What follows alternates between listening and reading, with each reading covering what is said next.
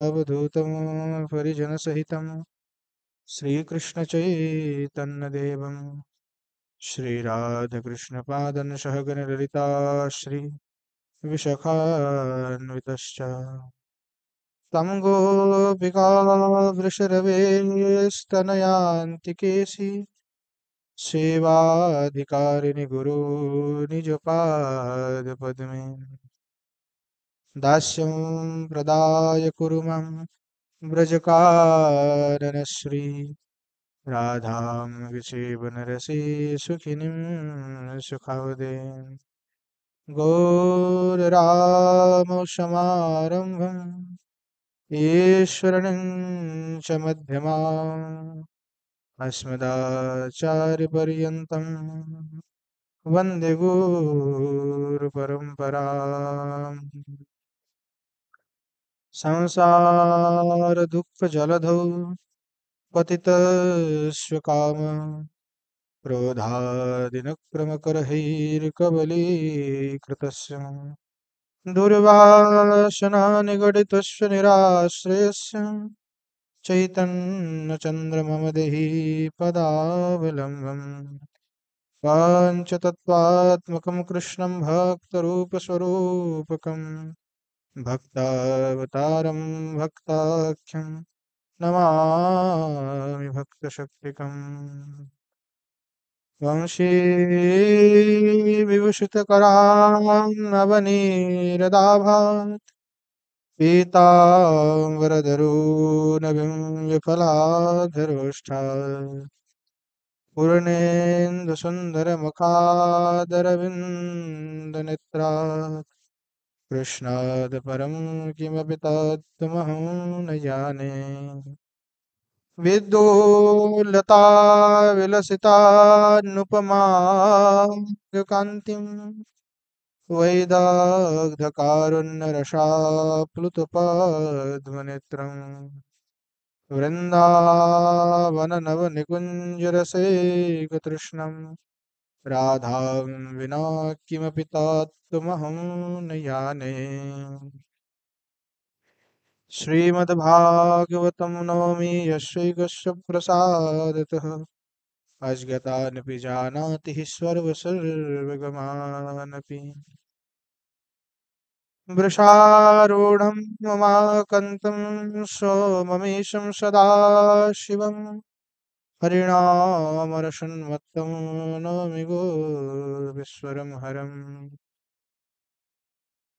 नारायणं नमस्कृत्य नरं चैव नरोत्तमं देवीं सरस्वतीं व्यासं ततो जयमुदीरये जननी जनको वन्दिद्धरणी धरणीधरो सन्तानवत्सलो भुजौ सन्तनो कुशलार्थिनो श्रीरूपं साग्रजं वन्दे रघुनाथं कृपामयम् श्रीजीवं भट्टयोगंसशय्यनो सुखदायकम् येषां सहजस्निग्धानं पादरेणुमभीक्ष्णसा सर्वविघ्नविनाशाय शिरसा धारयाम्यहम् वृन्द्यायै तुलसीदेव्यै प्रियायै केशवस्य च कृष्णभक्तिप्रदे देवी सत्यवत्यै नमो नमः वाञ्छकल्पतरुभ्यश्च कृपा सिन्धुभ्यैव च पतितानां पावनेभ्यो वैष्णवेभ्यो नमो नमः हरे कृष्ण कृष्ण कृष्ण हरे हरे हरे राम राम राम हरे हरे बोलो श्री राधा गिरिंद्र बिहारी लाल की जय बोलो जय जय श्री राधे श्याम निताय गौर हरि बोल।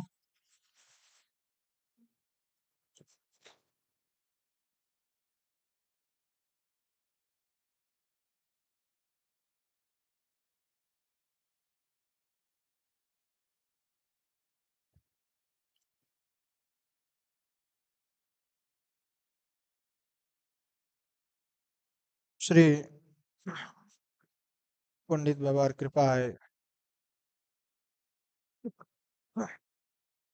নিত্য সৎসঙ্গে আমরা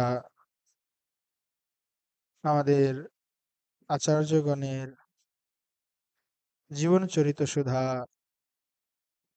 আস্বাদন করছি।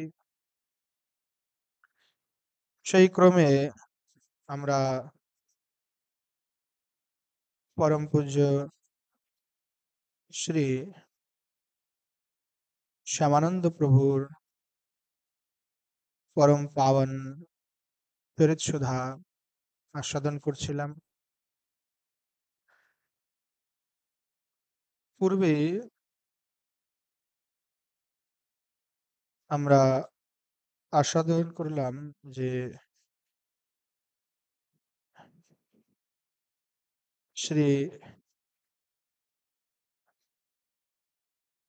রসিকানন্দ প্রভুকে শ্রী শ্যামানন্দ প্রভু দীক্ষা প্রদান করেছিলেন এবং রসিকানন্দ প্রভু শ্রী শ্যামানন্দ প্রভুর অতীব অন্তরঙ্গ অতি নিকটস্থ শিষ্য হয়েছিলেন। সর্বদা তার সঙ্গেই থাকতেন। আস্বাদন করছিলাম আমরা যে কিভাবে শ্রী শ্যামানন্দ প্রভু ক্রোধিত হয়ে ভাগবত পাঠের সময় অন্যমনস্ক হওয়াতে শ্রী রসিকানন্দ প্রভুকে পদাঘাত করেছিলেন এবং সেই পদাঘাত করলেও রসিকানন্দ প্রভুর কিন্তু আনন্দই হয়েছে। তিনি কিন্তু কোনো দুঃখী হননি যে গুরুদেব আমার সাথে অন্যায় করলেন বা কোনো অবিচার করলেন, এবং বরং গুরুদেবের কাছে তিনি প্রণতি জ্ঞাপন করেছিলেন। শ্রী রসিকানন্দ প্রভুর এই ব্যবহারে কিন্তু তখন শ্রী শ্যামানন্দ প্রভু অনেক প্রসন্ন হয়েছিলেন। ঘণ্টশিলা থেকে শ্রী শ্যামানন্দ প্রভু যখন নৃসিংহপুরে গিয়েছিলেন তখন তার সাথে দেখা করার জন্য শ্রী ঠাকুর মহাশয় নীলাচল থেকে সেখানে এসেছিলেন এবং উভয়ের মিলন হলো।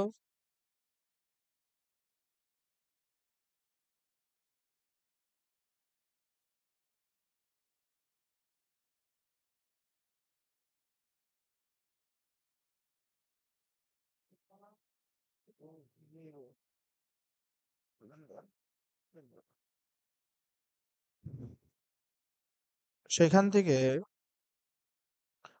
শ্যামানন্দ প্রভুর সহিত শ্রী ঠাকুর মহাশয়ের সেখানে দেখা এবং মিলন হলো। নরোত্তম দাস ঠাকুর মহাশয় যখন ফিরে গেলেন তখন শ্রী শ্যামানন্দ প্রভুজি শ্রীধাম বৃন্দাবনের পথে যে স্থিত চাকুলিয়া, সেই চাকুলিয়াতে উপস্থিত হলেন। সেই সময় শ্রী রসিকানন্দ প্রভু তার সহপাঠী তা এবং একনিষ্ঠ যোগী যোগ সাধক শ্রী দামোদর পণ্ডিতের সাথে এসে উপস্থিত হলেন। দামোদর পণ্ডিত পরম যোগী ছিলেন। শ্যামানন্দ প্রভু চাকুলিয়াতে এসেছেন, তখন শ্রী রসিকানন্দ তাকে নিয়ে এসে বললেন যে তুমি শ্যামানন্দ প্রভুর থেকে দীক্ষা গ্রহণ করো। তাকে অনুরোধ করলেন, কিন্তু যোগী সে ব্রাহ্মণ ছিল নিজেই, এদিকে শ্যামানন্দ প্রভু হলেন সদগোপ বংশ, এই জন্য সে শ্যামানন্দ প্রভুর থেকে দীক্ষা গ্রহণ করতে চাইল না। প্রথমত সে আগ্রহ দেখালো না, অনাগ্রহ করলো এবং বলল যে শ্যামানন্দ থেকে তখনই আমি দীক্ষা নেব যখন তার ভিতরে কোনো অদ্ভুত আশ্চর্য কোনো কিছু আমি দেখব, কোনো তত্ত্ব, তখন আমি তাকে গুরু রূপে অঙ্গীকার করব, নচেত আমি গুরু রূপে তাকে অঙ্গীকার করব না। চাকুলিয়ার খরবা নদীর তীরে একটা ছোট বন ছিল। বন, নির্জন, সেই সময়ের বন মানে ছোট বন মানে বিশাল ব্যাপার। অনেক নির্জন স্থান। সেই নির্জন স্থানে দামোদর প্রত্যেকদিন যোগাভ্যাস করত। একদিন সেখানে গিয়ে সে যোগ করতে করতে হঠাৎ করে জঙ্গলের দিকে তাকিয়ে একদম অভিভূত হয়ে গেল যে সেই জঙ্গলটা তার সামনে বৃন্দাবনের ন্যায় প্রকাশিত হলো। চারিদিকে যেন কল্পবৃক্ষ, অদ্ভুত অদ্ভুত শোভা, বৃন্দাবনের কুঞ্জ।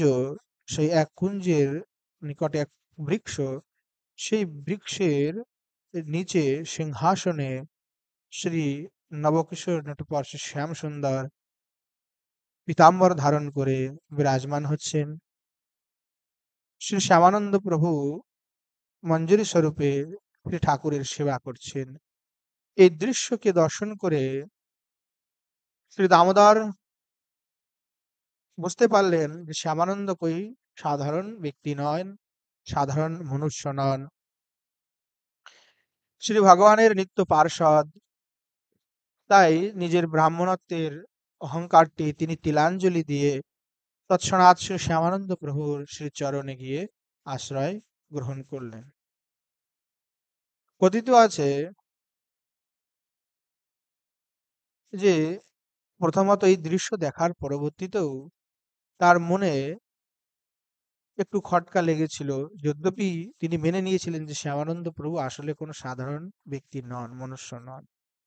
তথাপি ব্রাহ্মণত্বের অহংকার তাকে যেন কোনোভাবেই যেতে দিচ্ছিল না। কিন্তু সেই দিনই কিন্তু দামোদর অনেকটাই শ্যামানন্দ চরণে নিজের মনটা সমস্ত কিছু সমর্পণ করেছিল। তার মনে ছিল চিন্তা যে ব্রাহ্মণ হয়ে কিভাবে অব্রাহ্মণের থেকে দীক্ষাটা নিই। এই জন্য মনে মনে ইচ্ছা থাকলেও প্রথমত তিনি যাননি। একদিন যখন যোগী দামোদর নিত্যদিনের মতো যোগাভ্যাস করে ঘরে এসে ফিরলেন, দেখলেন যে শ্রী শ্যামানন্দ প্রভু পদ্মাসনে বসে চোখ বন্ধ করে হরিনাম জপ করছেন এবং তার শরীরের শোভা অদ্ভুত। শরীর থেকে যেন তেজ বের হচ্ছে এবং অকস্মাৎ তিনি দেখলেন যে শ্যামানন্দ প্রভুর গলায় সেই স্বয়ং যজ্ঞোপবীত, স্বর্ণের যজ্ঞোপবীত একেবারে প্রকাশিত হয়েছে। সেটিকে দেখে তখন তার ব্রাহ্মণত্বের যে অহংকার, যে ভাব, সেটি নষ্ট হয়ে গেল। তখন দামোদর গিয়ে শ্যামানন্দ প্রভুর চরণে উপস্থিত হলেন, তাকে প্রণতি জ্ঞাপন করে তার চরণে আত্মসমর্পণ করলেন এবং শ্যামানন্দ প্রভুর চরণে যে অপরাধ হয়েছিল, যে তাকে অব্রাহ্মণ ইত্যাদি মনে করে কল্পনা করেছিলেন, তার জন্য বারবার তিনি ক্ষমা চাইলেন, ক্ষমা প্রার্থনা করলেন। এইভাবেই শ্রী শ্যামানন্দ প্রভুর চরণাশ্রয় শ্রী দামোদরজি করলেন। নিজের পত্নী, মাতা সমস্ত সহিত তিনি দীক্ষা গ্রহণ করেন শ্যামানন্দ প্রভুর নিকট এবং যোগমার্গকে পূর্ণরূপে তিনি পরিত্যাগ করে একান্ত ভক্তি মার্গকে আশ্রয় করেন। চাকলিয়া থেকে শ্রী শ্যামানন্দ প্রভু ধলধুমগড় গেলেন। সেখানকার রাজা শ্রী নবীন কিশোর ধল, তিনি শক্তির উপাসক ছিলেন এবং তার ইষ্টদেবীর নাম ছিল মুন্ডুলিয়া রঙ্কিনী দেবী। রাজা শ্রী শ্যামানন্দ প্রভু, শ্রী রসিকানন্দ প্রভু এবং তাদের সমস্ত শিষ্যবর্গদেরকে থাকার জন্য ব্যবস্থা করেছিলেন সেই রঙ্কিনী দেবীরই মন্দিরে। মধ্যরাত্রে ক্ষুধার্ত নরভক্ষিণী রঙ্কিনী দেবী গর্ভমন্দির থেকে বাইরে বেরিয়ে মন্দিরে বিশ্রাম নিচ্ছেন যে যাত্রীগণ, অর্থাৎ শ্রী শ্যামানন্দ প্রভু, রসিকানন্দ প্রভু আদি, তাদেরকে দর্শন করে অভিভূত হয়েছিলেন এবং তখন ভীত এবং সন্তপ্ত হয়ে শ্রী শ্যামানন্দ প্রভুর চরণে, রসিকানন্দ প্রভুর চরণে গিয়ে দণ্ডবত প্রণাম করে বারবার সমালোচনা করেন। শ্যামানন্দ প্রভু এবং রসিকানন্দ প্রভু উভয়ে কৃপা করলে তিনি ভীষণ রূপ ধারণ করে রাজা নবকিশোর ধলের কাছে গিয়ে অত্যন্ত ক্রোধের সহিত তাকে বলেন যে তুমি শ্যামানন্দ প্রভুর শরণাগত হয়ে যাও। যদি তুমি শ্যামানন্দ প্রভুর শরণাগত না হও তাহলে আমি তোমাকে সবংশে নাশ করব। তখন ভয়াক্রান্ত হয়ে রাজা পাট রানী এবং অন্যান্য রানীদের সহিত তিনি দেবী মন্দিরে পৌঁছে শ্যামানন্দ প্রভুর চরণ কমলে গিয়ে আশ্রয় প্রার্থনা করেন। কিন্তু শ্যামানন্দ প্রভু বৈষ্ণব বিদ্বেষীদের মুখ দেখার জন্য মানা করে দেন যে আমি দেখব না। তখন দেবী রঙ্কিনী স্বয়ং এসে শ্রী শ্যামানন্দ প্রভুর চরণ সেবা করেন এবং তাকে অনেক অনুনয় বিনয় করেন।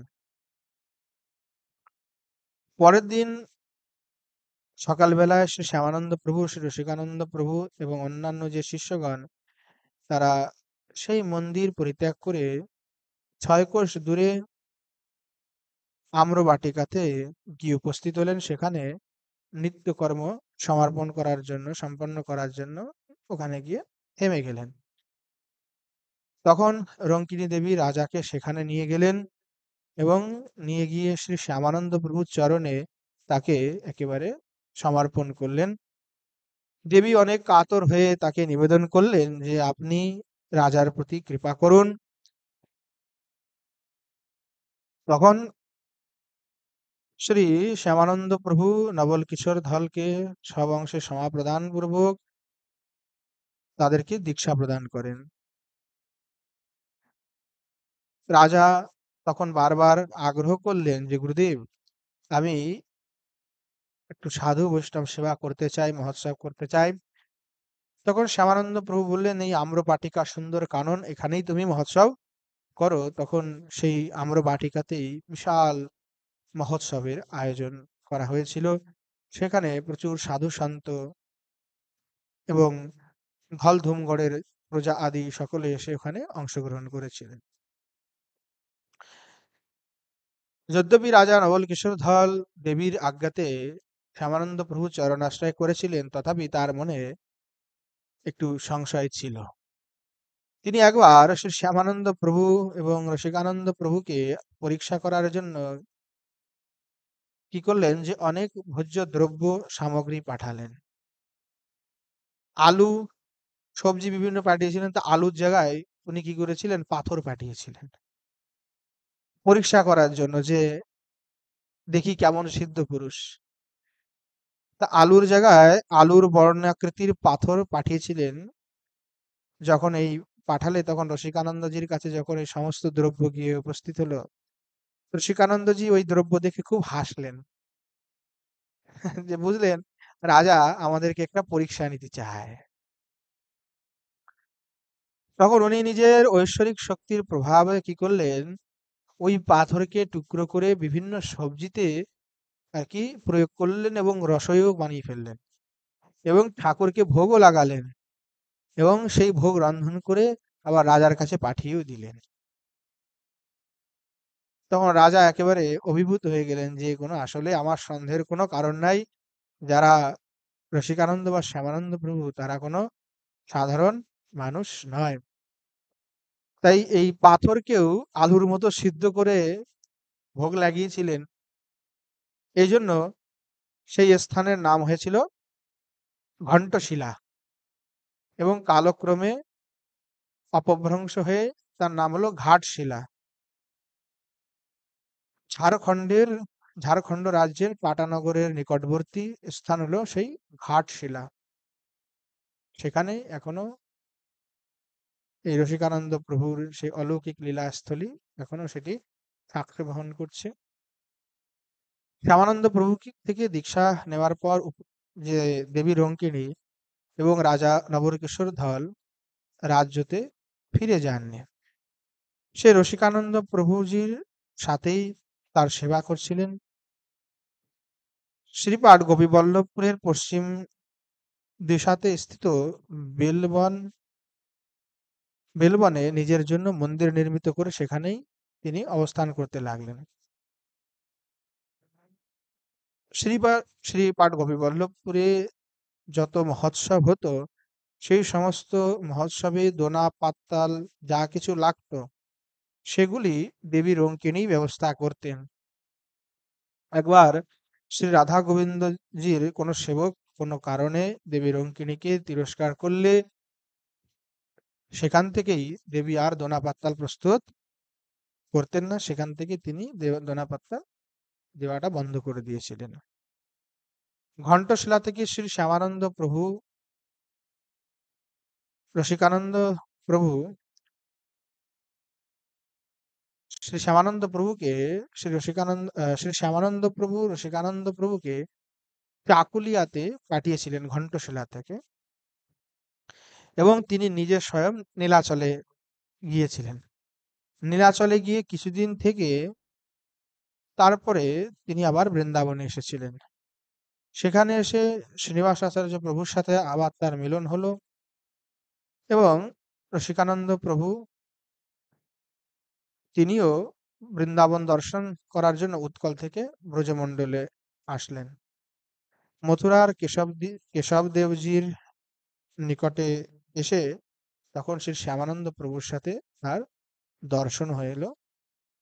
শ্রী শ্যামানন্দ প্রভুর আদেশে দ্বাদশ বন, উপবন, অন্য সকল স্থান দর্শন করার পরবর্তীতে উৎকলে আবার ফিরে গেলেন। শ্রী শ্যামানন্দ প্রভু শ্রী শ্রীনিবাস আচার্য এবং শ্রী রামচন্দ্র কবিরাজ উভয়েই শান্তিপুর, কাটোয়া, অম্বিকা, জাজিগ্রাম হয়ে বিষ্ণুপুর গেলেন। সেখানে শ্রী বীরহাম্বীর শ্যামানন্দ প্রভুকে দর্শন করে পরম আনন্দ লাভ করেছিলেন।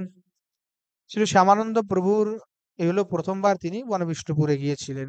গ্রন্থ যখন চুরি হয়ে যায় তখন তো শ্রী শ্রীনিবাস আচার্য প্রভু নরোত্তম দাস ঠাকুর এবং শ্যামানন্দ প্রভুকে বঙ্গে পাঠিয়ে দিয়েছিলেন। এর পরবর্তীতে এই হলো আচার্য প্রভুর সাথে ওনার মিলন। সেখানেই শ্যামানন্দ প্রভু গিয়ে রাজার সাথে মিলিত হলেন। রাজা খুব অভ্যর্থনা করেছিলেন, আগে থেকেই আচার্য প্রভুর কাছ থেকে শ্যামানন্দ প্রভুর গুণ মহিমা শ্রবণ করেছিলেন। সেখানে রাজা বীরহাম্বীর এবং আচার্য প্রভুর থেকে বিদায় নিয়ে শ্রী শ্যামানন্দ প্রভু উৎকল প্রদেশের নৃসিংহপুরে এসে আবার উপস্থিত হলেন।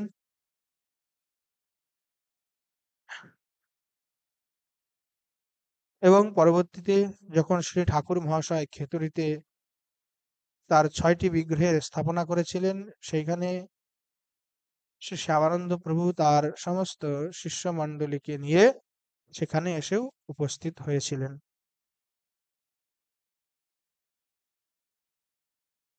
এদিকে রসিকানন্দ প্রভু মহোৎসব আদি যখন হয়ে গেল তখন শ্রী শ্যামানন্দ প্রভু বুধৃতে আসলেন, বুধৃত থেকে হারেন্দাতে চলে গেলেন। এদিকে রসিকানন্দ প্রভু খেতড়ি থেকে রোহিণীতে এসে দেখলেন যে তার পিতা অচ্যুতানন্দ দেব পরলোক গমন করেছেন। সেই সময় তার রাজ্যের ধন সম্পত্তি, টাকা পয়সা নিয়ে ভাইদের ভিতরে বহু ঝগড়া প্রারম্ভ হলো। তার যে সমস্ত ভাই ছিল এবং ভাইগণের যে স্ত্রীগণ ছিলেন তারা একেবারেই রসিকানন্দ প্রভুর বিরোধী ছিলেন, যেহেতু তারা শাক্তপন্থ, তিনি বৈষ্ণব আচারী। এই জন্য বৈষ্ণব আচার আচরণকে নিয়ে অনেক উপেক্ষা আদি করলেন।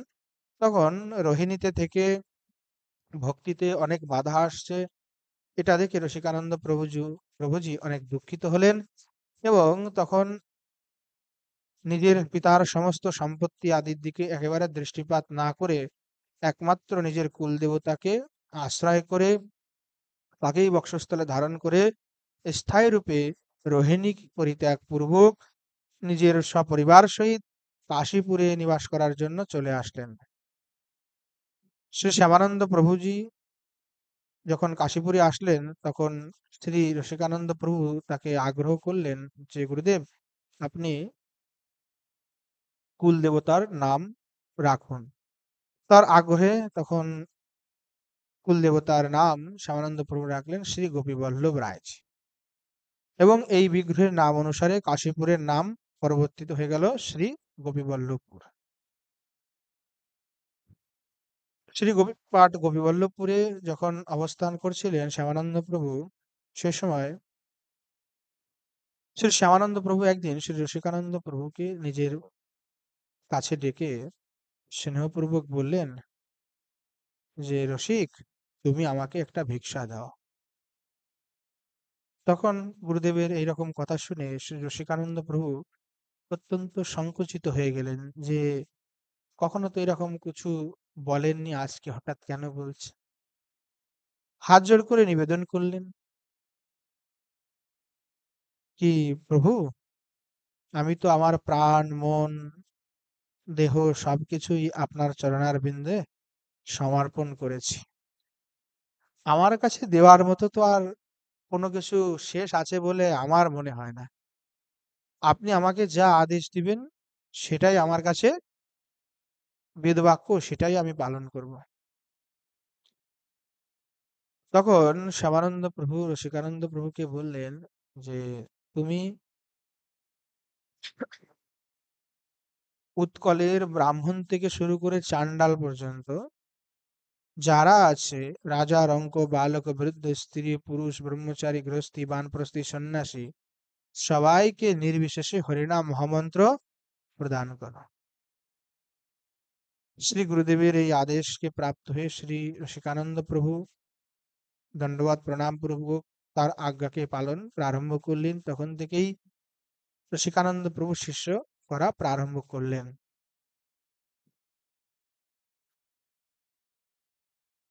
রসিকানন্দ প্রভুকে আদেশ দেওয়ার পরবর্তী শ্রী শ্যামানন্দ প্রভু চাকুলিয়াতে গেলেন, এবং চাকুলিয়াতে গিয়ে দামোদর মিশ্রকেও, অর্থাৎ সে দামোদর যে যোগী ছিল সেই তাকেও গিয়েও উনি উপদেশ করলেন যে তুমিও হরিনাম প্রচার করো, শিষ্য আদি করো। 1616 ইসবিতে শ্রী শ্যামানন্দ প্রভু যে রসিকানন্দ প্রভুকে আদেশ দিয়েছিলেন, তার সেই আদেশ অনুসারে শ্যামানন্দ রসিকানন্দ প্রভু তখন নিজের গৃহে কখনো কখনো মহোৎসব আদি পালন করতেন শিষ্য শ্যামানন্দদেরকে নিয়ে। ঠাকুরের যে সমস্ত উৎসবগুলি হতো সেই সমস্ত উৎসব পালন করতেন। শ্যামানন্দ প্রভু আদেশ দিলেন যে পঞ্চম দোলের আয়োজন করো। তখন বরকলা গ্রামে পঞ্চম দোল মহোৎসবের এক দিব্য আয়োজন করলেন। সেই মহোৎসবে অনেক রাজা মহারাজা এবং তার অতিরিক্ত মেদিনীপুরের মুঘল সুবেদার তিনিও সেখানে এসেছিলেন। মহোৎসব এত সুন্দর হয়েছিল, তার ভব্যতা তার বৈভবকে দেখে সুবেদারও একেবারে হতভম্বিত হয়েছিলেন। তিনিও শ্যামানন্দ প্রভুর চরণারবিন্দে নিবেদন করেছিলেন যেন মেদিনীপুরে এরকম একটা মহোৎসব আয়োজনের আজ্ঞা তিনি দেন। তখন শ্রী শ্যামানন্দ প্রভু তার শিষ্য সামন্তগণকে নিয়ে মেদিনীপুর গেলেন, এবং সেখানে আলমগঞ্জ নামক এক স্থানে 24 প্রহর ব্যাপী বিশাল মহোৎসবের আয়োজন করেছিলেন। এই মহোৎসবে সুবেদার যে মুসলিম ছিল, সে প্রেমে বিহ্বল হরিবোল হরিবোল বলতে প্রারম্ভ করেছিল, এবং তখন থেকে সে শ্যামানন্দ প্রভু তার নাম দিল হরবোলা বা হরিবোলা। উৎসবের উপরান্ত শ্রী শ্যামানন্দ প্রভু তার শিষ্য সামন্তগণকে নিয়ে নাজাইল নাড়াজল নামক স্থানে গেলেন। সেখানে গিয়ে শ্রী মদন মোহনজির সেবা প্রকাশ করলেন। নাড়াজল থেকে শ্রী শ্যামানন্দ প্রভুজি শিষ্যদের সাথে তমলুকে গেলেন। সেখানে শিষ্য সহিত সামনে এক দুর্গা মণ্ডপকে দেখে সেখানেই বিশ্রামের জন্য আশ্রয় নিলেন। সে সময় তমলুকের যে রাজা ছিল সে একেবারে শাক্ত তান্ত্রিক, এবং কোন এক মায়াবাদী তান্ত্রিকের সন্ন্যাসীর প্রভাবে সে প্রভাবিত ছিল। ওই তান্ত্রিক তখন আদেশ করলো রাজাকে যে দেখো, এই বৈষ্ণবরা এসেছে সব নিরামিষ টিরামিষ খায়, এই দুর্গা মণ্ডপের ওখানে এসে সব বিশ্রাম করেছে, ওই জায়গাটা অপবিত্র হয়ে গেছে। বৈষ্ণবরা এসে বসেছে, ওই জায়গাটাই হয়ে গেছে অপবিত্র। তো তুমি এক কাজ করো, ওই যেখানে বৈষ্ণবরা বসেছে ওই জায়গার মাটি সব খুঁড়ে ফেলে দাও, দিয়ে এবার নতুন করে আবার মাটি ওখানে ভরো, ওই জায়গা একেবারে অপবিত্র হয়ে গেছে। তখন রাজকর্মচারীরা রাজার আদেশে ওই মাটি খোঁড়া শুরু করলো। এখন মাটি খুঁড়ে বাইরে যেই ফেলতে যায় আবার মাটি ভরে যায়। এইভাবে অনেক অশেষ চেষ্টা প্রচেষ্টা করার পরবর্তীতেও কোনোভাবেই মাটি খুঁড়ে ওখান থেকে ফেলা গেল না। তখন রাজাকে গিয়ে এই ঘটনা যখন কর্মচারীরা বলল, তখন একেবারেই রাজা ভয় পেয়ে গেল যে নিশ্চয়ই এই যে বৈষ্ণবগণ এসেছিলেন তারা কেউ সামান্য জন নন। তখন দৌড়ে গিয়ে শ্রী শ্যামানন্দ প্রভুর চরণে গিয়ে নিপতিত হলেন।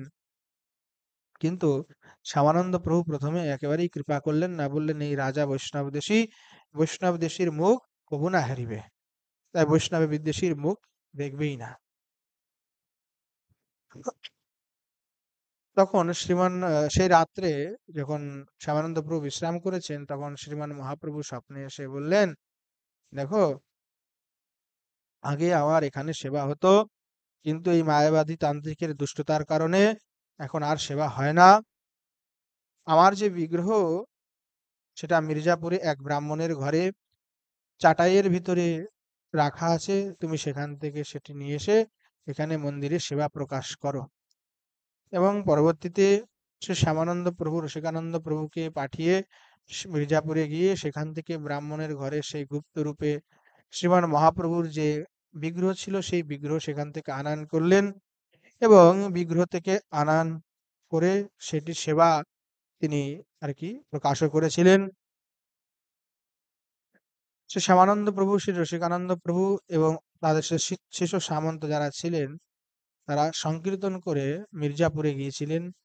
তমলুকের যে রাজা, সেই রাজা নিজের বিশাল যে সৈন্য, সেই সৈন্য তার সাথে পাঠিয়েছিলেন এবং নিজেও প্রভুদের সাথে চলতে প্রারম্ভ করেন, এবং সেখানে গিয়ে মির্জাপুরে ব্রাহ্মণকে দান দক্ষিণা করে সন্তুষ্ট করে শ্রীমান মহাপ্রভুর বিগ্রহ আর কি তমলুকে নিয়ে আসেন। তমলুকের যে রাজা তখন শ্রীমান মহাপ্রভুর এই বিগ্রহ স্থাপনের জন্য নতুন মন্দির নির্মাণ করেন এবং তার সেবার জন্য অনেক ভূ সম্পত্তিও ভেট করেন।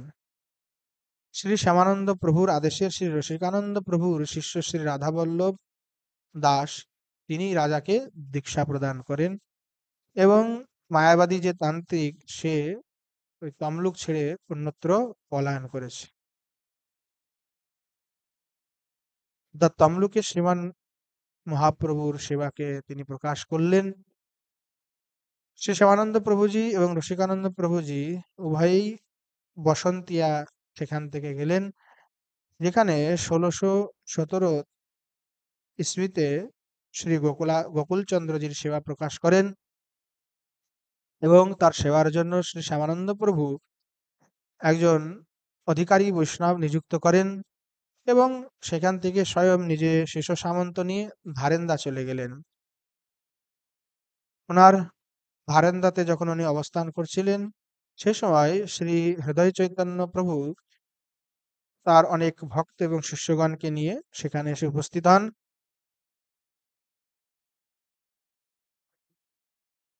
শ্রী শ্যামানন্দ প্রভু তখন শ্রী হৃদয় চৈতন্য প্রভুর অনেক সেবা শুশ্রূষা করেন, এবং উনিও এসে দেখলেন যে শ্রীমান মহাপ্রভুর যে অপূর্ণ কাজ, সেই কাজটি শ্যামানন্দ প্রভু খুব সুন্দরভাবে করছেন।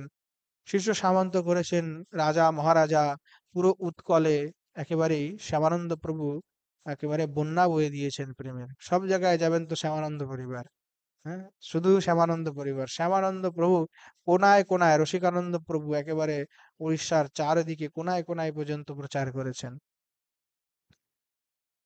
সে সময় হৃদয় চৈতন্য প্রভু এসে, এবং তার সাথে রসময়, শ্রীবংশী, শ্রী ভীম, শ্রীকর আদি অনেক যারা মহাপ্রভুর পার্ষদ কিছু ছিলেন ওই সময়, তারাও এসেছিলেন।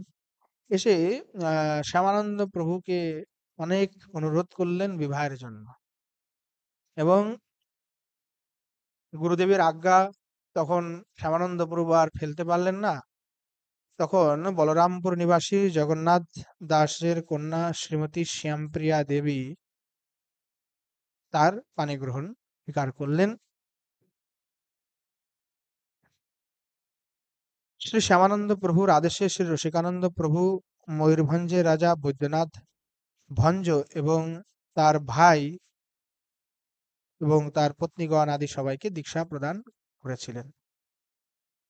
ময়ূরভঞ্জের রাজা উপহার স্বরূপ অনেক বহুত সম্পত্তি, অমূল্য দ্রব্য আদি প্রদান করেছিলেন। সেই সময় শ্রী শ্যামানন্দ প্রভু আর কি গোবিন্দপুরে অবস্থান করছিলেন। রসিকানন্দ প্রভুজি মহারাজ বৈদ্যনাথ ভঞ্জের থেকে উম, উপহার যে পেয়েছিলেন, যে সমস্ত দ্রব্য আদি, এবং ময়ূরভঞ্জ নিবাসী শ্রীমতী যমুনা ঠাকুরানী তাকে সাথে করে নিয়ে গোবিন্দপুরে গিয়েছিলেন এবং রসিকানন্দ প্রভুর বিশেষ অনুরোধে শ্রী শ্যামানন্দ প্রভু শ্রীমতী যমুনা ঠাকুরানীকে নিজের পত্নী রূপে গ্রহণ করেছিলেন। শ্যামানন্দ প্রভু ১৬১৮ ইসবিতে গোবিন্দপুরে শ্রী বিনোদ রায়জি ঠাকুর তার সেবা প্রকাশ করেছিলেন এবং বিশাল রাসের আয়োজন করেছিলেন। সেই দিন থেকে সেই স্থানের নাম হয়ে গেল রাস গোবিন্দপুর। নৃসিংহপুরের নিকটে বালিয়া একটি স্থান ছিল। সেখানকার জমিদার ছিল উদ্দণ্ড ভূঁইয়া।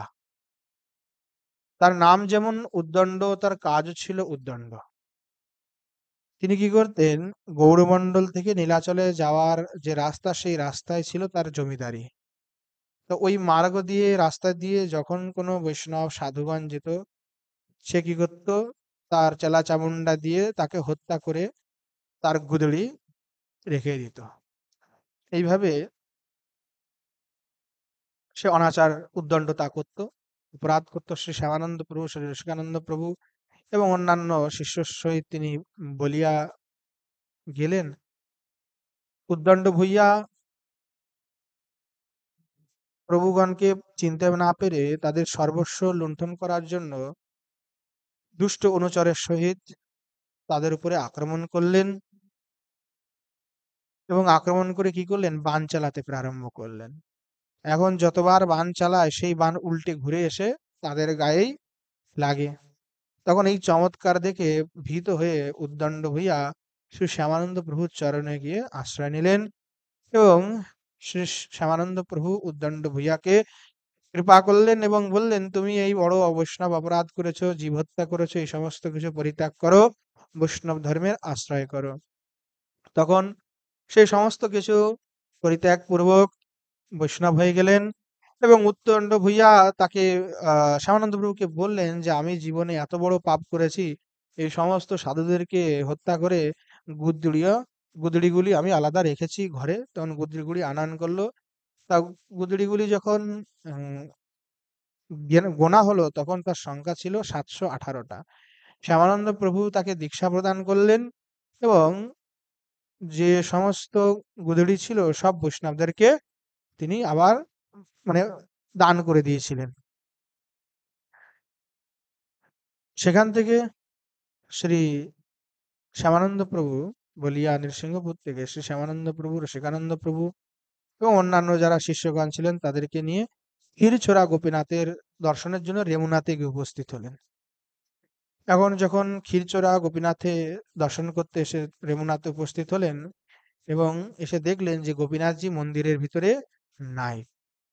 তার দর্শন না পেয়ে শ্যামানন্দ প্রভু খুবই দুঃখিত হলেন এবং অন্নজাল পরিত্যাগ করে দিলেন। রাত্রিতে ভগবান গোপীনাথ স্বপ্নে দর্শন দিয়ে বললেন যে, গ্রামের লোকজন হাটের ভিতরে আমার বিগ্রহকে চণ্ডী দেবীর রূপেই পূজিত করছে। মানে কোনো কারণে সেবা বিগ্রহ লুপ্ত হয়ে গেছে। মোগলরা কত আক্রমণ করেছে, হয়তো মন্দির বিগ্রহ কোথাও উলটপালট হয়ে গেছে, অনেকবার এরকম হয়েছে। তো তখন শ্যামানন্দ প্রভু পরের দিন গ্রামবাসীর সাথে গিয়ে সেই হাটে গেলেন, দেখলেন সেখানে গ্রামবাসী সিন্দুর দিয়ে একেবারে লাল করে এক পাথরকে চণ্ডী দেবী মনে করে পূজা করছে।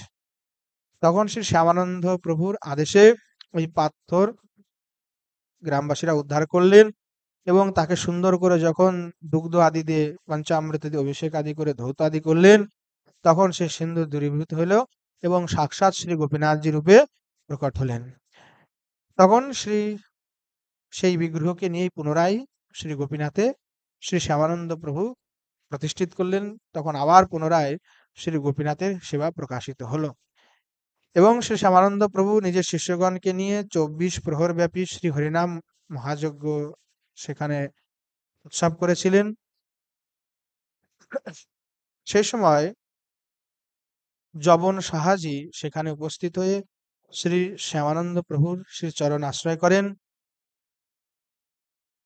শ্যামানন্দ প্রভুজি সেখান থেকে সপ্তসরা, রামচণ্ডী, ব্রজসরবার, গর্গেশ্বর মহাদেব আদি দর্শন করে শ্রী ভাগবত মহাপুরাণের টিকাকার শ্রীধর সাঁইপাদের জন্মস্থান ময়ূরগ্রাম দর্শন পূর্বক গৌরদাণ্ড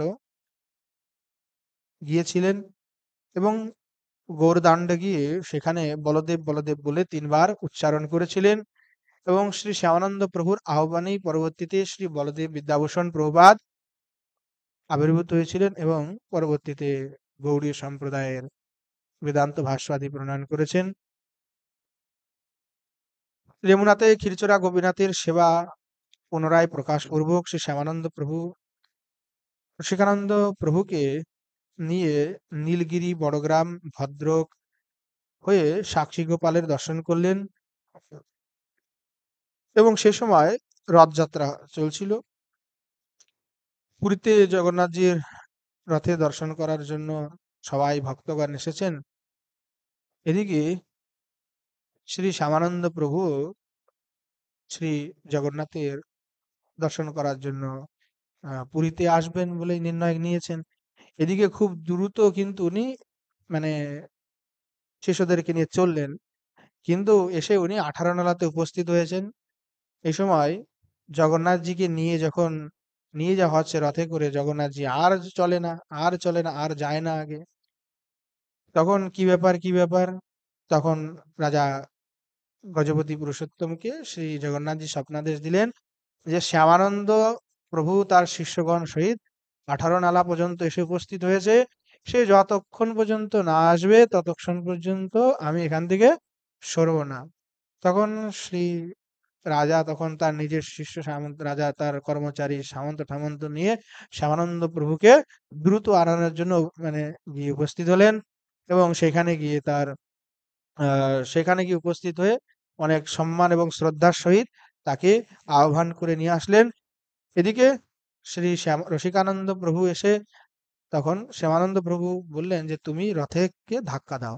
তখন রসিকানন্দ প্রভুজি রথে এসে যেই স্পর্শ করলেন আর ধাক্কা দিলেন, তখন একেবারে রথ গড়গড় গড়গড় করতে করতে একেবারে চলতে প্রারম্ভ করলো। ভক্তগণ জয় জয় করলেন। সেই সময় রাজা মহারাজ গজপতি পুরুষোত্তম দেব শ্যামানন্দ প্রভু রসিকানন্দ প্রভুর প্রতি এই অদ্ভুত বিস্ময়কারী লীলাকে দর্শন করে একেবারে তার চরণে শরণাগত হলেন এবং শ্রী শ্যামানন্দ প্রভুকে নীলাচলে স্থায়ী নিবাসের জন্য শ্রী জগন্নাথের ফুল বাগিচায় এক উত্তম নির্জন স্থানে কুঞ্জমঠ ভেট করেছিলেন। সেইখানে এসে শ্যামানন্দ প্রভু কিছুদিন অবস্থান করেন। কথিত আছে শ্রীমান মহাপ্রভু সন্ন্যাস গ্রহণের পরে নীলাচলে আগমন করে এই স্থানেই কিছুদিন নিবাস করেছিলেন এবং সার্বভৌম ভট্টাচার্যের সহিত তার এখানেই শাস্ত্র চর্চা হয়েছিল এবং সেখানেই ষড়ভুজ রূপে শ্রীমান মহাপ্রভু তাকে দর্শনও দিয়েছিলেন। পরবর্তীতে গম্ভীরা যখন নির্মিত হলো তখন শ্রীমান মহাপ্রভু এই স্থানকে ছেড়ে গম্ভীরাতে নিবাস করেছেন। নীলাচল থেকে রাসগোবিন্দপুর, সেখান থেকে রেমুনা হয়ে শ্যামানন্দ প্রভুজি তার শিষ্যগণকে নিয়ে রাজঘাটে এসে উপস্থিত হলেন। সেইখানে একদিন এক সন্ন্যাসী তাদেরকে ঝুঠাখোর বৈষ্ণব বলে উপহাস করলেন, কিন্তু শ্রী শ্যামানন্দ প্রভু কোনো প্রকার প্রতিবাদ করেননি।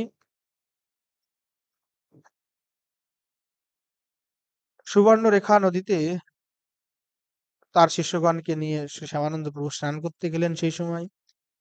এবং সেই সময় এক বিশাল আর কি কুমির মুখ হা করে একেবারে বিরাজমান ছিল। সেটা দেখে শ্রী শ্যামানন্দ প্রভু মাগুর মাছকে, মানে ওই কুমিরকে নিজের কাছে ডাকলেন। ডেকে তাকে বললেন শিষ্যদেরকে, দেখো এ পূর্বজন্মে আর কি কোনো দুষ্কর্ম করেছে, যার কারণে এই জন্মে সে এই কুমির হয়ে জন্ম নিয়েছে। কুমিরকে বললেন, তুমি আজ থেকে সমস্ত কিছু এই জীবহিংসা ত্যাগ করো, তাহলে তোমার গোবিন্দ কৃপা করবে। এবং শ্রী শ্যামানন্দ প্রভু তাকে হরিনাম প্রদানও করলেন। এবং হরিনাম প্রদান করার সাথে সাথেই কুমির একেবারে যেন শান্ত হয়ে গেল এবং নমত পূর্বক সেখান থেকে উনি চলে গেল। এই দৃশ্য দেখে যে সন্ন্যাসী ঝুটাকর বৈষ্ণব বলে শ্যামানন্দ প্রভুকে উপহাস করেছিল, তারা পশ্চাত্তাপ করতে থাকলেন এবং শ্রী শ্যামানন্দ প্রভুর কাছে এসে আশ্রয় গ্রহণ করলেন। সেই মায়াবাদী সন্ন্যাসীর নাম শ্রী শ্যামানন্দ প্রভু দীক্ষা দিয়ে তার নাম করলেন শ্রী শঙ্কর দাস। রাজঘাট থেকে শ্রী শ্যামানন্দ প্রভু বেড়াপাল হয়ে ভোগরাইতে গেলেন।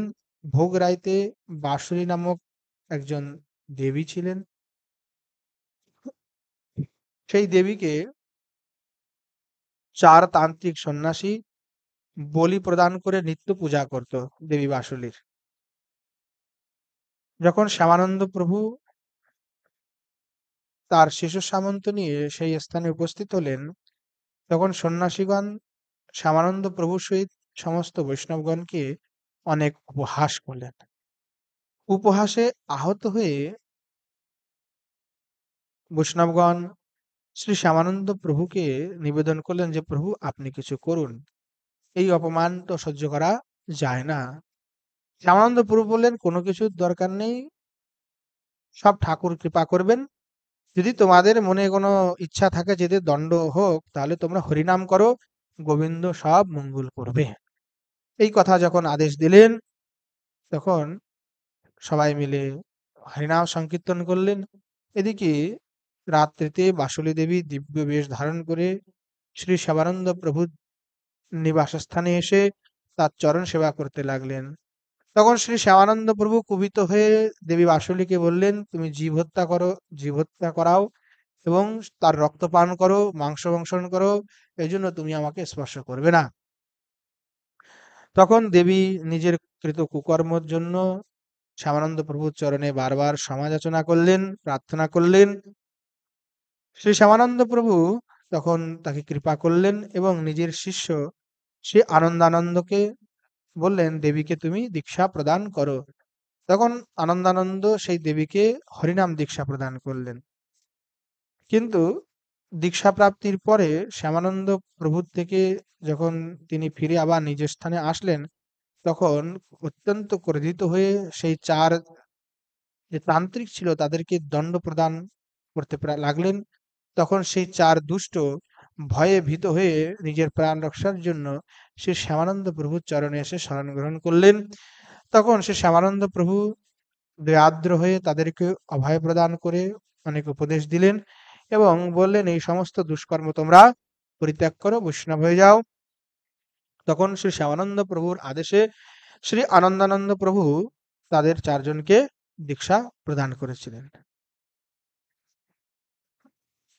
একবার যখন শ্রী শ্যামানন্দ প্রভুজি ধারেন্দ্রাতে রসময় নামক কোন বৈষ্ণবের ঘরে অবস্থান করছিলেন, তখন শ্রী রসিকানন্দ প্রভুকে তিনি আদেশ করলেন যে শ্রীপাঠ গোপীবল্লভপুরে এক ভব্য রাস মহোৎসবের আয়োজন করো। এমন আয়োজন করবে যেন তোমার সেই আয়োজনে যারা আসবেন তারা সব যেন চমৎকৃত হয়ে যায়, যে এই রকম আয়োজন আর কখনো আমরা দেখিনি। তখন 1621 ইসবিতে শ্রী রসিকানন্দ প্রভু শ্রী গোপীবল্লভপুরে এক বিশাল মহারাস উৎসবের আয়োজন করেছিলেন। সেই উৎসবে যোগদান করার জন্য শ্রীধাম, বৃন্দাবন, শ্রী নবদ্বীপ, শ্রী পুরী, শ্রী অযোধ্যা, দ্বারকা সমস্ত ধাম এবং তীর্থে তিনি নিমন্ত্রণ পাঠিয়েছিলেন। সেই সমস্ত তীর্থের থেকে লাখো লাখো বৈষ্ণব সবাই গিয়ে শ্রী গোপীবল্লভপুরে এসে উপস্থিত হয়েছিলেন এবং সবাইকে দক্ষিণা, বস্ত্র আদি ভেট এবং উত্তম ব্যবস্থা সবার জন্য উনি করেছিলেন। এবং তখন বৈষ্ণবগণ সবাই জয় জয় জয় জয় করতে করতে রসিকানন্দের জয় জয় সবাই দিলেন এবং সেই লাখো বৈষ্ণবগণের চরণামৃত ধৌত করে সেটা একটি আলাদা একটি পাত্রে ত্যাগ করা হয়েছিল। সেই এক একীকৃত যে লক্ষ বৈষ্ণবের যে চরণ ধৌত চরণামৃত সেটি এখনো গোপীবল্লভপুরে আছে। এইভাবেই শ্রী শ্যামানন্দ প্রভু লীলা করেছেন। শ্রী শ্যামানন্দ প্রভু রসিকানন্দ প্রভুকে সাথে নিয়ে উড়িষ্যার এক প্রান্ত থেকে অপর প্রান্ত কোনায় কোনায় সর্বত্র হরিনাম প্রচার, এই গৌড়ীয় বৈষ্ণব ধর্মের প্রচার করেছেন। ইসবি ১৬২১ উড়িষ্যার মুঘল সুবেদার আহম্মদী বেগ তিনি ধন, সোনা, টাকা পয়সার জন্য লোভে এসে তিনি অন্ধকার রাত্রিতে শ্রীধাম পুরীতে জগন্নাথ দেব মন্দিরে আক্রমণ করেছিলেন। সেই সময় রাজা গজপতি পুরুষোত্তম দেব সেই পুরী জগন্নাথকে রক্ষার জন্য নিজে যুদ্ধ করেছিলেন এবং সেখানেই তিনি বীরগতি প্রাপ্ত হন। শ্রী জগন্নাথজির সেবকগণ খুবই গুপ্তভাবে জগন্নাথ আদি 4 বিগ্রহকে মন্দির থেকে নিয়ে চিল্কা ঝিলের নিকটবর্তী বানপুরের থেকে 10 কিলোমিটার দূরে এক দুর্গম পাহাড়ে গহন জঙ্গলের ভিতরে পরিবেষ্টিত অন্ধার মহিম নামক স্থানে নিয়ে যান এবং সেই সময় শ্রী শ্যামানন্দ প্রভু এবং রসিকানন্দ প্রভু উভয়ে এই আন্ধার মহিমে গুপ্ত রূপে জগন্নাথজির সেবার সমস্ত দায়ভার গ্রহণ করে শ্রী জগন্নাথজির সুব্যবস্থা, তার সেবার সমস্ত ব্যবস্থা তারা করেছিলেন। শ্রী শ্যামানন্দ প্রভু যখন শ্রী গোপীবল্লভপুরে ছিলেন তখন তিনি খবর পেলেন যে মুঘল সুবেদার আহমদী বেগ রাধানগর গ্রামে সাধু বৈষ্ণবদেরকে খুব উৎপীড়ন করছেন, হিন্দুদেরকে খুব উৎপীড়ন করছেন। সেই সময়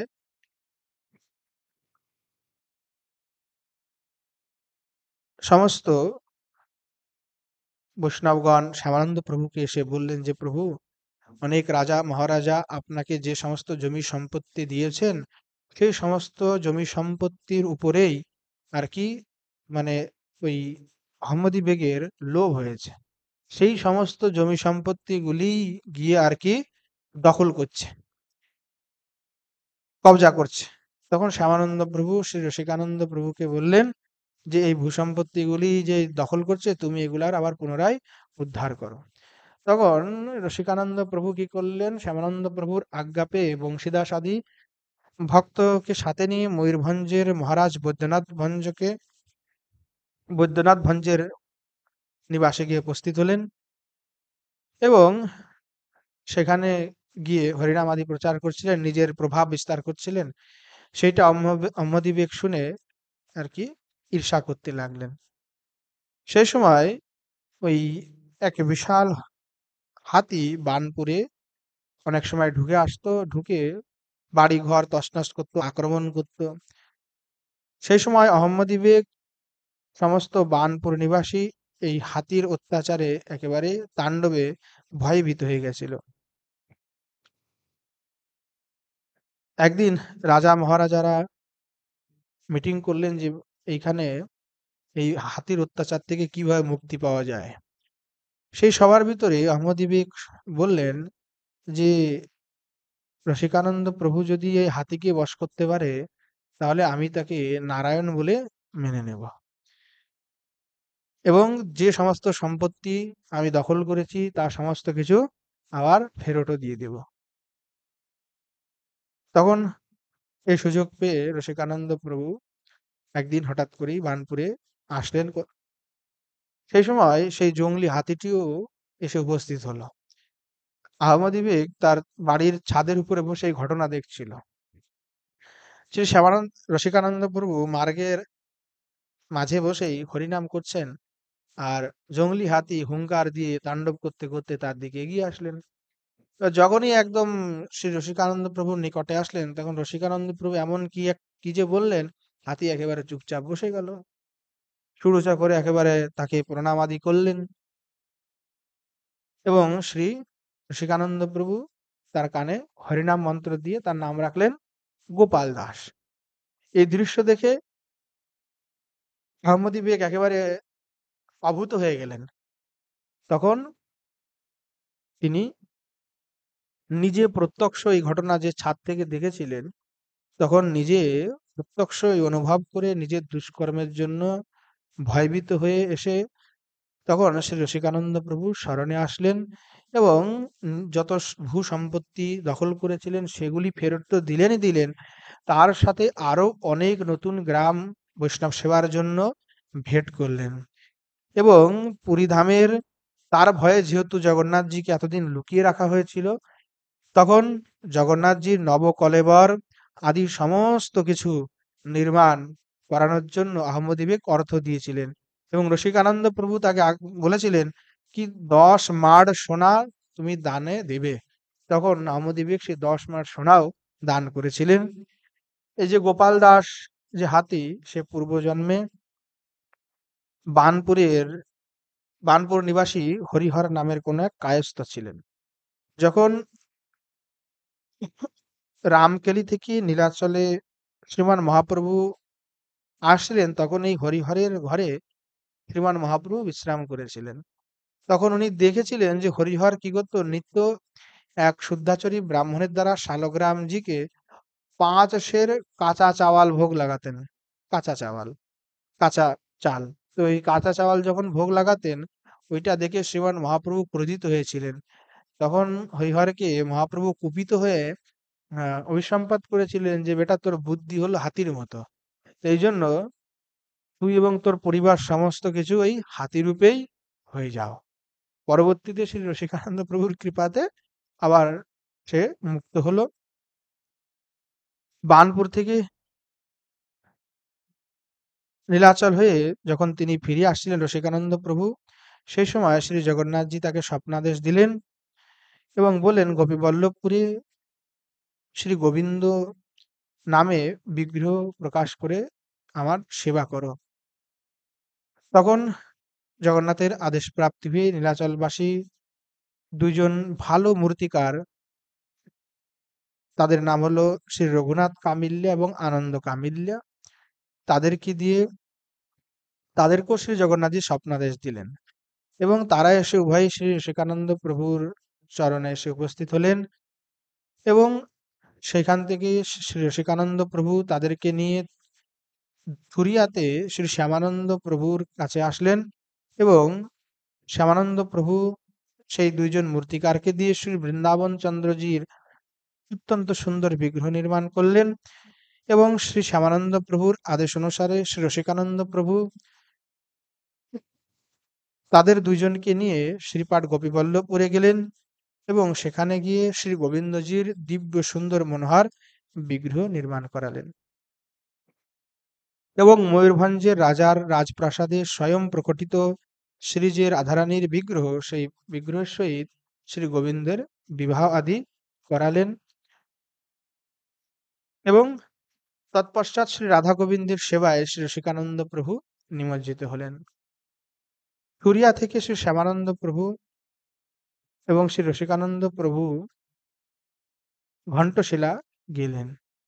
সেখানকার রাজা সাধু বৈষ্ণবের সেবার জন্য সাতুটি নামক একটি গ্রাম ভয়কে ভেট করেছিলেন শ্রী শ্যামানন্দ প্রভু সেই গ্রামের নাম পরিবর্তন করে শ্রী শ্যামসুন্দরপুর করে দিয়েছিলেন। সেখানে কিছুদিন অবস্থান করার পর অযোধ্যা নামক গ্রামে গিয়ে উপস্থিত হলেন। সেখানে একটি নতুন গৃহ নির্মাণ করে কিছুদিন সেখানে থাকলেন। অযোধ্যা থেকে সেখান থেকে সে শান গোবিন্দপুরে গিয়ে কিছুদিন থাকলেন। সেখানে তার পত্নী আদি এসে উপস্থিত হলেন। সেখানে শ্যামানন্দ প্রভুর সহিত নিবাস করতে লাগলেন। শ্রী শ্যামানন্দ প্রভু এবং রসিকানন্দ প্রভু তারা গুরু শিষ্য হলেও উভয়ের ভিতরে অত্যন্ত প্রীতি। রসিকানন্দ প্রভু সবসময় শ্রী শ্যামানন্দ প্রভুর নিত্য সঙ্গী, মানে যেখানেই যেতেন সেখানেই শ্রী রসিকানন্দ প্রভু সাথে সাথে। খুবই কমই হয়েছে যে শ্যামানন্দ প্রভু আলাদা, রসিকানন্দ প্রভু আলাদা। উভয়ই বেশিরভাগই সময় শ্রী রসিকানন্দ প্রভু সবসময় কাছে থেকে নিকটে থেকে সেবা করেছেন। এবং সেই সময় যখন এই গ্রামে অবস্থান করছিলেন শান গোবিন্দপুরে, সেই সময় রসিকানন্দ প্রভু শ্রী শ্যামানন্দ প্রভু অনেক অত্যন্ত অনুরক্ত হয়ে সেবা করেছেন, গুরু সেবা। সেই সেবায় প্রসন্ন হয়ে তখন শ্যামানন্দ প্রভু একদিন ডেকে এবং তার সমস্ত শিষ্যগণকে ডেকে সবার মাঝে এইটা ঘোষণা দিলেন যে আজ থেকে রসিকানন্দকে সবাই ঠাকুর গোসাই বলেই বলবে, অর্থাৎ দেব গোস্বামী উপাধিটা তাদেরকে দিয়েছিলেন। এবং শ্যামানন্দ প্রভুর ওই দেব গোস্বামী উপাধি দেওয়ার পর থেকেই রসিকানন্দ প্রভুর যে বংশজ তারা সবাই কিন্তু এই নামের শেষে দেব গোস্বামী উপাধিটা ধারণ করেন। এর পরবর্তীতে তাকে শ্যামানন্দ গদ্দীর, শ্যামানন্দ পরম্পরার বিশেষ জন হিসাবে এবং তার অনুগত্য থেকেই সবাই যেন ভজন করে, এই আজ্ঞাটিও শ্রী শ্যামানন্দ প্রভু প্রদান করেছিলেন। শ্রী শ্যামানন্দ প্রভু শ্রী রসিকানন্দ এবং দামোদর আদি শিষ্যকে নিয়ে ফুরিয়াতে দোল যাত্রা মহোৎসব করেছিলেন।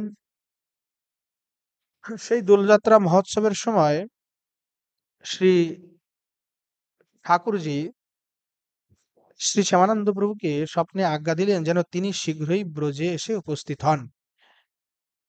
তখন শ্রী শ্যামানন্দ প্রভু সমস্ত দায় দায়িত্ব রসিকানন্দ প্রভুকে সমর্পণ করে ব্রজে গমনের জন্য তৈরি হয়ে গেলেন। কিন্তু সমস্ত শিষ্যগণ ভক্তগণ তারা অনেক অনুনয় বিনয় করলে তার ব্রজে যাওয়া আর হলো না। তিনি তার নির্ণয়টাকে পরিবর্তন করতে বাধ্য হলেন। সেই সময় শ্রী শ্যামানন্দ প্রভু গম্ভীর রূপে বায়ু রোগে পীড়িত হয়ে গেলেন। তখন শ্রী রসিকানন্দ প্রভু বলরামপুরের প্রসিদ্ধ বৈদ্য হরিচন্দন তার থেকে হিমসাগর নামক তেল নিয়ে এসে নিয়মিত রূপে সেই তেল শ্যামানন্দ প্রভুর মাথায় মালিশ করতে করতে করতে করতে ধীরে ধীরে প্রভু তখন সুস্থ হলেন। তুরিয়া থেকে শ্যামানন্দ প্রভুজি তার শিষ্য রসিকানন্দ প্রভু আদি সহিত ধারেন্দা হয়ে শ্রীপাঠ গোপীবল্লভপুরে গিয়ে উপস্থিত হলেন। যখন শ্রী শ্যামানন্দ প্রভু শ্রীপাঠ গোপীবল্লভপুরে অবস্থান করছিলেন সেই সময় শ্রী সম্প্রদায়ের যে গদ্দী রাজস্থানে গলতা, সেই গলতা গদ্দীর যে মহন্ত সুরজানন্দ তিনি 14,000 নাগা সাধুকে নিয়ে শ্রীপাঠ গোপীবল্লভপুরে এসে উপস্থিত হলেন। এবং সেখানে এসে রাধা গোবিন্দজির যে সেবা, সেই সেবা পরিপাটিকে দর্শন করে তিনি এত আনন্দিত হয়েছিলেন, তিনি আহ, তখন চিন্তা করেছিলেন মনে মনে যে আমি আসলে রসিকানন্দের যদি পুত্র হয়ে এই ঠাকুরের সেবা করতে পারতাম তাহলে আমার পরম আনন্দ হতো। এবং তখন যে রসিকানন্দ প্রভুর কাছে গিয়ে এই প্রার্থনা করলেন যে আমি আপনার পুত্র হতে চাই। তখন শ্রী রসিকানন্দ প্রভু শ্যামানন্দ প্রভুকে কাছে নিয়ে গেলেন। শ্যামানন্দ প্রভু তাকে বললেন যে তুমি রসিকানন্দ প্রভুর জ্যেষ্ঠ পুত্র রাধানন্দ প্রভুপাদের পুত্র রূপে পরবর্তীতে জন্ম নেবে। এবং পরবর্তীতে কথিত আছে যে রাধা শ্রী নয়নানন্দ প্রভুপাদ রূপেই তিনি আবার জন্ম নিয়েছিলেন, অর্থাৎ রাধানন্দ প্রভুপাদের পুত্র শ্রী নয়নানন্দ প্রভুপাদ রূপে তিনি জন্ম নিয়েছিলেন। এবং আশ্চর্যের কথা ছিল যে মহন্ত সূর্যানন্দ যখন হরিদ্বার কুম্ভে গেছিলেন সেখানে তার পিঠে তরবারির একটা চোট লেগেছিল, তরবারির একটা কাট লেগে গেছিল পিছনে। তো সেই যে দাগ তার পিঠে ছিল, সেই দাগটা যখন নয়নানন্দ প্রভুপাদ তার অঙ্গে ওই সেই একই জায়গায় সেই দাগটা ছিল। তো সেটা দিয়ে সবাই বুঝতে পারলেন যে এই সূর্যকান্তই পরবর্তীতে সূর্যানন্দই আর কি শ্রী নয়ানন্দ প্রভু রূপে আবার প্রকাশ হয়েছেন। সেখান থেকে শ্রী শ্যামানন্দ প্রভুজি রোহিণী হয়ে কেশিয়াড়ি গিয়েছিলেন। কেশিয়াড়িতে গিয়ে সেখানে বিশাল এক মহোৎসব করলেন এবং সেইখানে বিশাল মহোৎসব করে সেখানকার বনাঞ্চল, গ্রামাঞ্চল সমস্ত জায়গায় হরিনাম প্রচার করলেন এবং সেইখান থেকে অনেক প্রচুর প্রচুর লোক শ্রী শ্যামানন্দ প্রভুর দর্শন করতে আসলেন। এক রাত্রিতে দেবী সর্বমঙ্গলা তিনি এসে শ্যামানন্দ প্রভুর নিকটে এসে স্তুতি করতে লাগলেন, কিন্তু শ্যামানন্দ প্রভু তাকে প্রতারিত করে বললেন যে তুমি জীব হিংসা করো, জীব হিংসা করে তুমি প্রাণ ধারণ করো, এই জন্য তুমি আমার চরণ স্পর্শ করবে না। তখন দেবী অনেক কাতর হয়ে প্রার্থনা করলেন, অনুনয় বিনয় করলেন। তখন শ্যামানন্দ প্রভু দেবীর প্রতি কৃপা করতে হয়ে হরিনাম দীক্ষা প্রদান করলেন এবং ভবিষ্যতে বললেন যে কখনো জীব হিংসা আদি করে নিজের তুমি যেন ভক্ষণ করবে না। তখন থেকে দেবী পরম বৈষ্ণবী হয়ে গেলেন। শ্যামানন্দ প্রভু যখন ওই কেশিয়াড়িতে ছিলেন এবং সে সময় প্রতিদিন মহোৎসব, হরিনাম সংকীর্তন সমস্ত কিছু নিত্য হতো, সেই সময় সেখানকার যে মুঘল শাসক সে তার অনেক ঈর্ষা হলো শ্যামানন্দ প্রভুর উপরে। কারণ সেই সময় শ্যামানন্দ প্রভুর সমস্ত এই হরিনাম প্রচারে বনাঞ্চলের জঙ্গলের আদিবাসী সাঁওতাল সমস্ত জাতি, সেই সমস্ত জাতি একেবারে শ্যামানন্দ প্রভুর চরণাশ্রয় করেছিলেন এবং সবার গুরু ছিল উনি। তখন ভাবলো যে যদি শ্যামানন্দ প্রভুকে বন্দি করা হয় তাহলে এই জাতির যত দুষ্ট লোক ঠোক আছে সবাই তখন এসে আমার কাছে তখন আসবে আর আমি তখন তাদেরকে বন্দি করব। তখন ইনি কি করলেন, একদিন হঠাৎ করে সৈন্য টন্য নিয়ে এসে শ্রী শ্যামানন্দ প্রভুকে বন্দি করে কারাগারে বন্ধ করলেন। শ্যামানন্দ প্রভু তখন কারাগারে থেকে নির্লিপ্ত ভাবে নিজের নিত্য নিয়ম এবং ভজন করতে লাগলেন, কিন্তু ভগবান ভক্তের অপমান সহ্য করেন না। 3 দিনের মধ্যে মুঘল শাসক তার যে স্ত্রী পুত্র সমস্ত কিছু একেবারে মারা গেল এবং তার হাতি ঘোড়া ধন সম্পত্তি সব নষ্ট হতে লাগলো, সৈন্য মারা গেল এইভাবে, এবং নিজেও খুব পীড়িত হয়ে গেলেন, একেবারে শয্যাশায়ী হয়ে গেলেন। তখন রাজার হুঁশ আসলো যে আমার দ্বারা বড় অপরাধ হয়েছে। তখন শ্যামানন্দ প্রভুর শ্রী চরণে গিয়ে তিনি শরণ নিলেন এবং শ্যামানন্দ প্রভুর শিষ্য হওয়ার জন্য আগ্রহ প্রকাশ করলেন এবং শ্রী শ্যামানন্দ প্রভু সেই মুঘল জবনকেও দীক্ষা দিয়ে বৈষ্ণব রূপে তাকেও পরিবর্তন করলেন। কেশিয়াড়ের থেকে শ্রী শ্যামানন্দ প্রভুজি পঞ্চটি গিয়ে পৌঁছালেন। সেখানকার জমিদার শ্রী হরিনারায়ণ তার কাছে এসে সবংশে দীক্ষা গ্রহণ করলেন।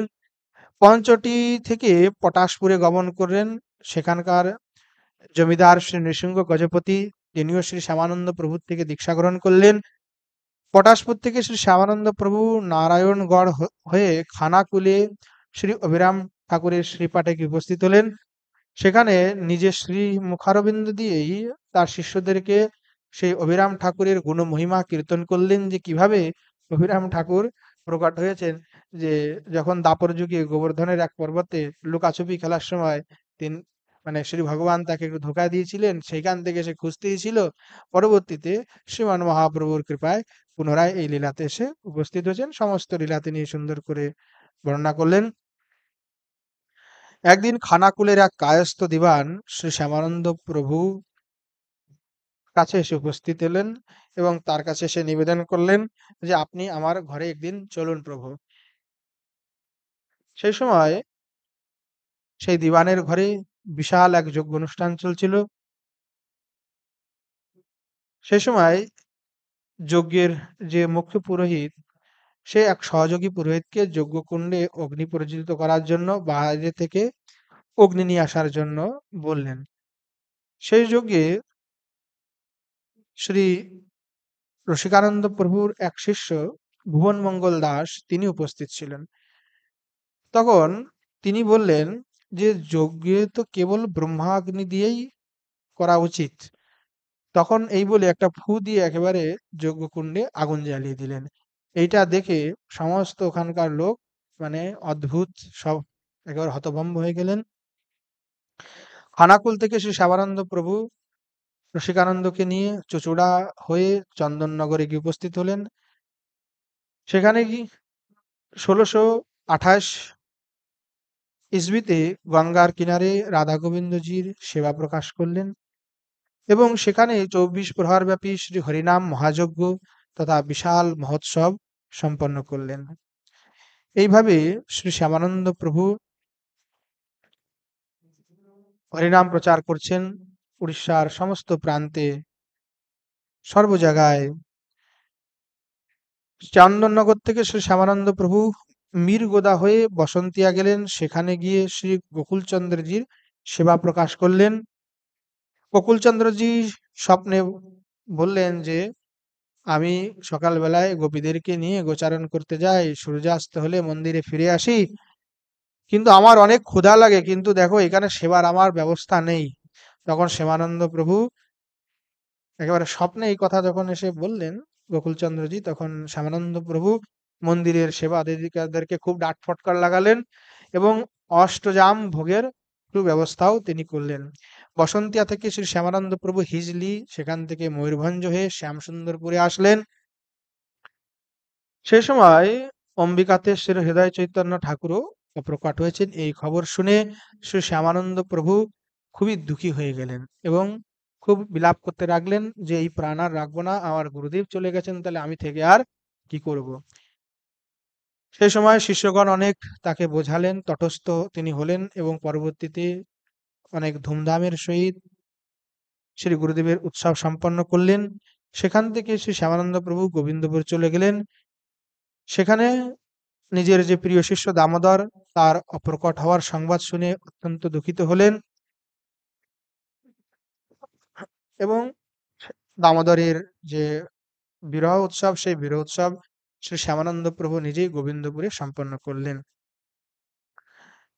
এবং হৃদয় চৈতন্য প্রভুর যে দ্বিতীয় বিরহ উৎসব সেটি শ্যামানন্দ প্রভু গোবিন্দপুরে আয়োজন করলেন এবং সবাইকে ডেকে বললেন যে দেখো অনিত্য সংসার, একদিন সবাইকে চলে যেতে হবে, আমারও যাওয়ার সময় হয়েছে এবং আমার এই সমস্ত কিছু দায় দায়িত্ব আমি রসিকানন্দকেই সমর্পণ করছি এবং তোমরা সবাই রসিকানন্দের আনুগত্যে থেকেই তোমরা ভজন করবে।